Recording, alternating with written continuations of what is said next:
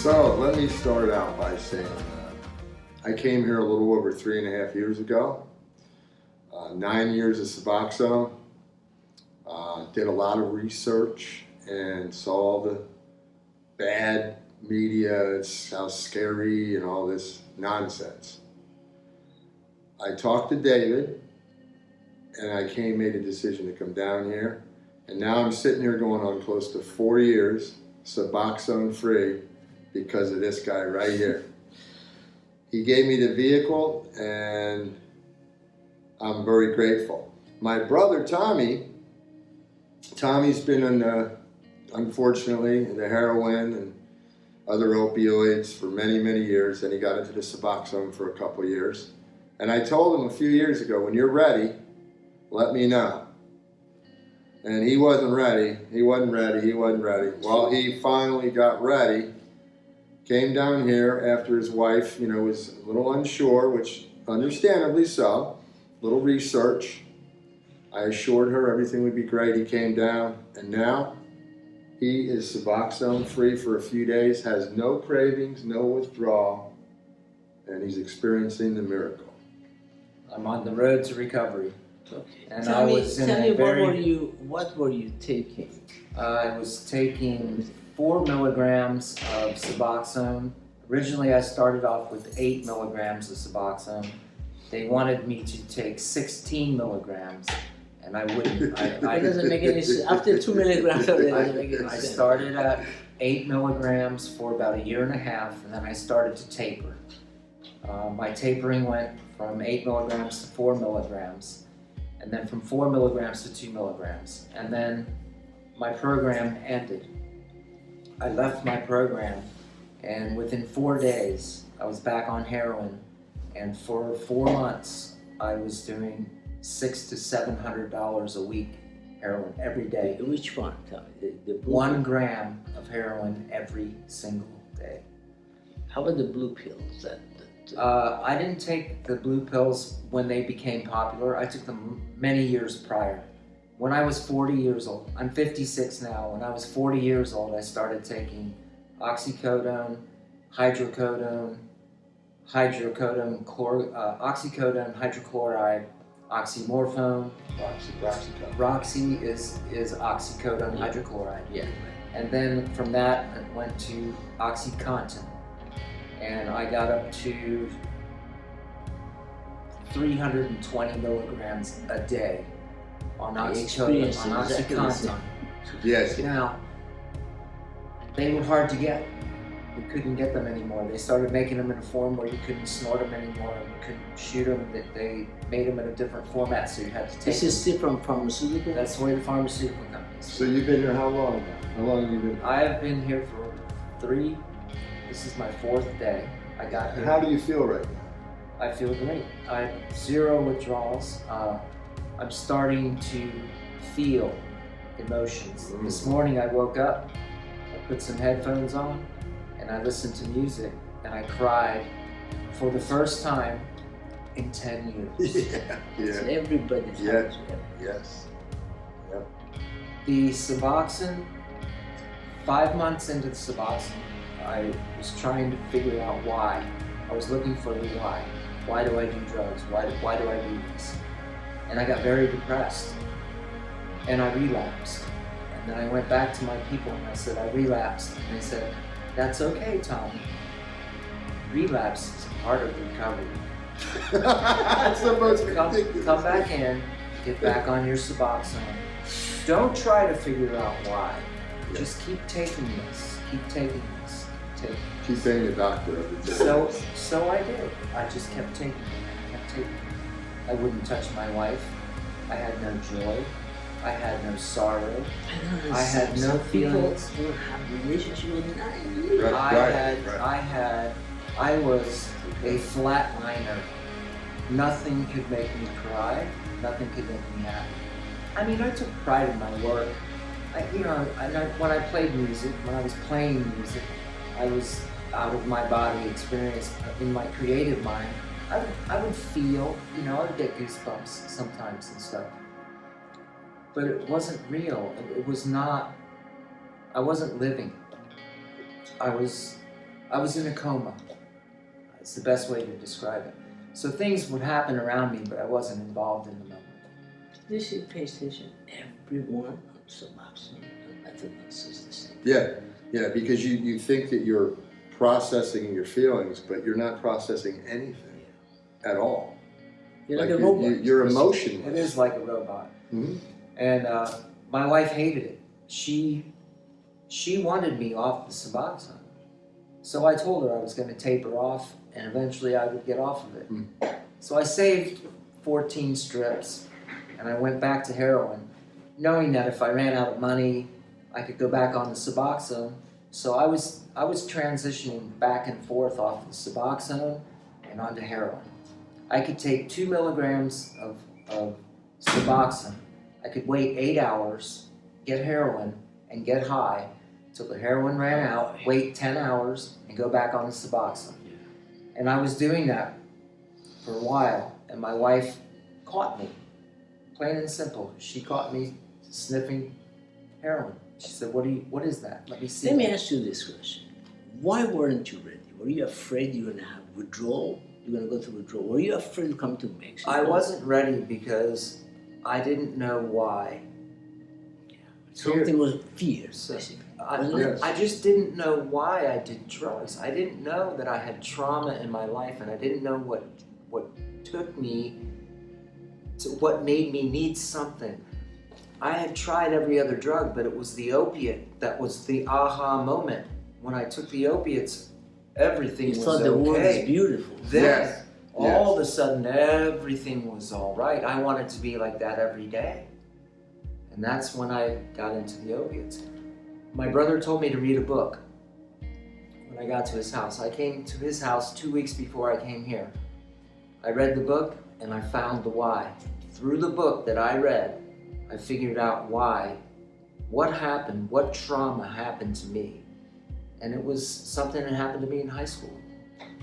I want you to know, it's trauma which turns into anxiety and depression. Yes. Yes. And then the drugs, almost everyone. Yes. And I'll tell you exactly what it was. I was a star athlete as a child. I played soccer from the time I was 5 years old up until I was in high school.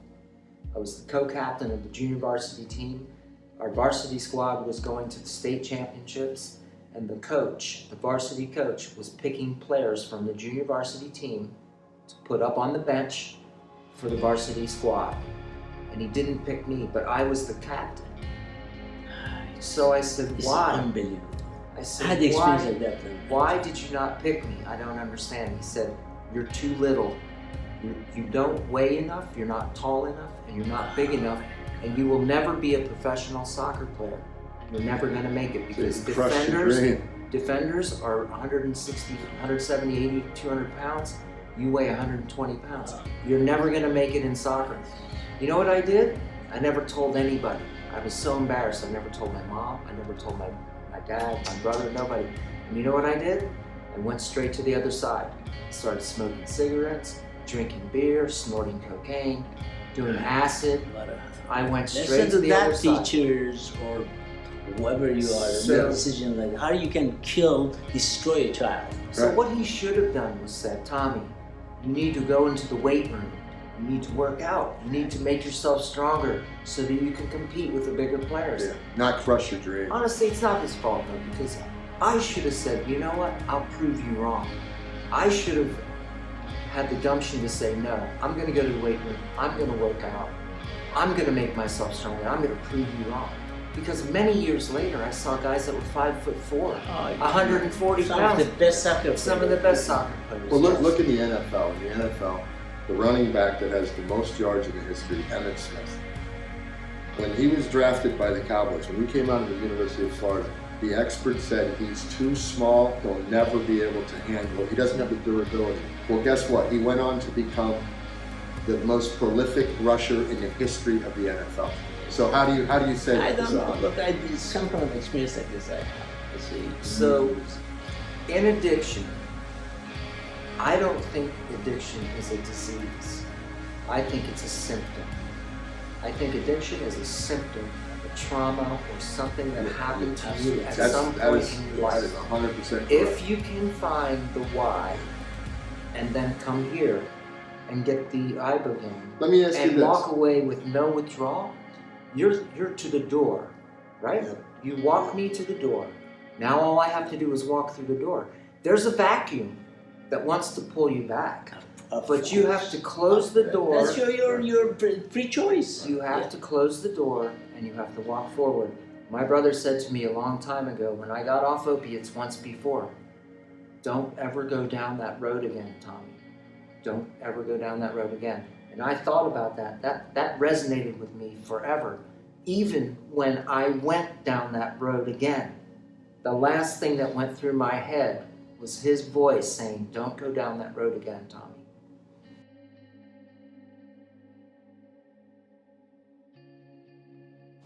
So another thing that happened was before I came to my brother's house, he and I had a conversation and I was ready to go to the other side. I was going to divorce my wife. I was going to go out on my own, make my billions of dollars as a contractor and spend my $100 a day on heroin and make $500 a day extra and pay my bills and be a... Hey, I was a functioning person. I was doing great. No, You know what he did? He hung up the of phone with me, and his girlfriend told me he rode his Harley for 2 hours, longer than he ever rides his Harley. He came back. She said, "What's going on, David?" She said, "I think I lost my brother. I think he's gone. You lost he's it? gone." I thought he was Listen. gone there for a minute. His voice, Yeah, that day, but- he said, you got to get honest with people. He said, you got to get honest with yourself. Yeah, that's You the have first to thing be that has to happen. completely honest. When I was in treatment before, I was not completely honest. I was telling partial truths. Yeah. I said, oh, I'm hooked on pills. Really, I was hooked on heroin. But I couldn't tell my wife heroin. I told her pills. It wasn't pills, it was heroin. But I couldn't tell her that for fear that she would kick me out and I would be out of her life forever. I was afraid to lose that connection. 2 days after he said that to me, it went over and over in my head, over and over, resonated in me. Finally, I sat my wife down and I said, I need to tell you the truth. I am on heroin. She lost her mind. I got him on video and I said, Dave. Yeah, I told her. I had to talk to her, but you know, And he brought her down. well, she had every right to feel betrayed and feel the way that she did, but you know, she came around. She did some research and she believed in me. She believed in you, but she believed in me through my experience with David, and you were ready. She was, and here you come. So now, she let was me ask you very this. fearful and still Yes. is a little bit A fearful. little bit. She studied Dr. Mash, you know, and she bought into the whole. I like what Dr. Mash is about. She was paid by the FDA to do the studies on it, and she has, you know, people working for her, and she's doing research, and she's doing clinics too. Unfortunately, But- she produces some research from other people. And I'm not judging anybody. All I know is what is fact, right? Right. All I can Right. do is Fact. base Yeah. my experience. Right here, on right now. fact. Everything that's My happened to brother came here. My brother Yeah. left here. My brother has 3.5, you. Never looks almost back. 4 years. Yeah, never look back. Sober, never looked back. Never. Regained his whole life. Yeah. Is a very happy person. Is a very successful person. Very strong-willed person. And he knew what would be right for me. Yeah. But there was a prerequisite. I needed to know why. I needed to be ready. Yeah. Because without that, No, you had to be ready. I wouldn't have gotten the experience that I've gotten here. I'm not saying you couldn't have taken me off the opiates. No. What happens on the Let other me tell you side? what we do. What happens on the other side? It's up to me. But I gotta tell you, the first thing we look here is the root of the problem. Most of the time we find that it's trauma. Yes. Yes. Even when the people don't admit it's trauma, I know it's a trauma. Yeah, it is. So we treat the person, give first aid with the trauma. The first thing you asked me was, did you have any trauma? I said, no, not at all. When I was a kid, my parents got divorced. I went through high school and you said, oh, wait a minute.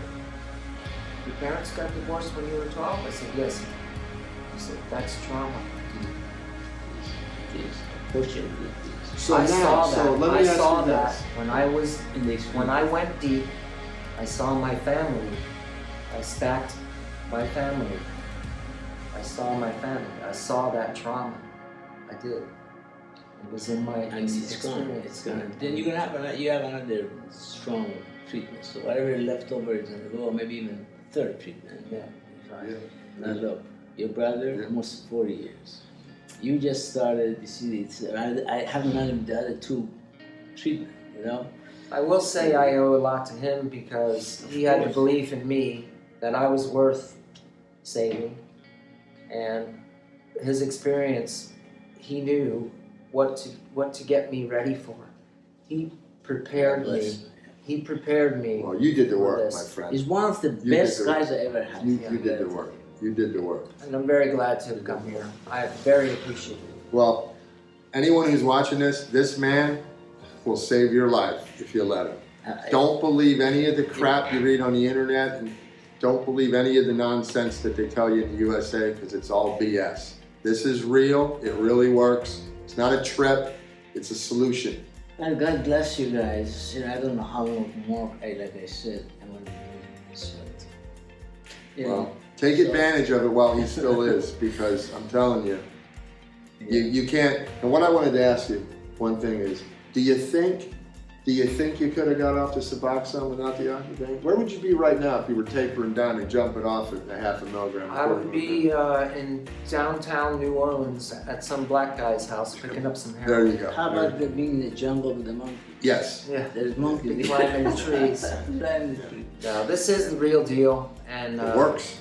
what I can say to most of you people that are out there that you know you're gonna keep doing that shit until you die, and that death is your end game.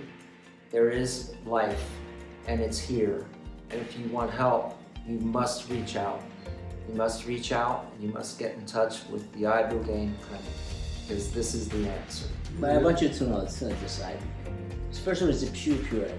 That's Then right. it's a protocol. Then there's other substances I use with it. So it's called No one has these similar protocols. technique. You know, Nobody gets treated the years same. of- Everyone's Years different. of development, and people don't understand that. It's one single alkaloid. It's not a hallucinogenic. It's nothing like that. They're scared to go to Mexico. They're scared to be in Mexico. It's perfectly. It's It's more more safe scary. here right now than the United States. It is. This is a gated community. It's more safe here right now than it is in the United States. That is absolutely absurd. No more excuses. Choose life. Choose life. You know, we passed over the 8,000 people, 8,000 people. successful people.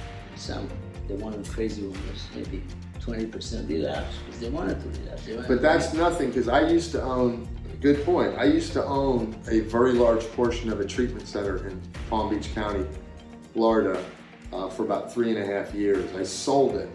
I was just an investor. But I watched, I would log into the computer, it was called Kipu, it's a medical software that we would use. And I would say, what happened to Bill? Bill's picture's not there. So I would call, what happened to Bill? Oh, Bill relapsed, he went back to detox. What happened to Susie? Oh, Susie went back. So meanwhile, we're billing insurance companies thousands, tens of thousands of dollars. And you know what the success rate was? 3%.